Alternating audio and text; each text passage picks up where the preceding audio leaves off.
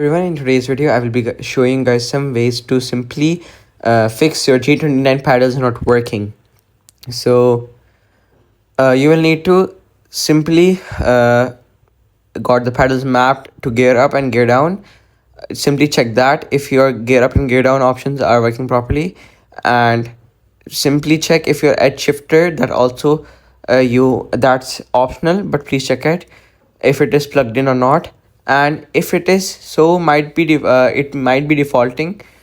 So if you're in sports mode, please disable it. And last thing is to also check if your connection is not going back to your PS3 mode, because if you're using another console such as the PS4, if it goes back to the PS3 mode, the configuration will be out, resulting in input lag and delay, resulting in a bad gameplay experience. So check your paddles gear up and gear down option, then if your edge shifter is also plugged in, and lastly if your switch hasn't accidentally gone back to your PS3 mode in which the G29 was originally released in.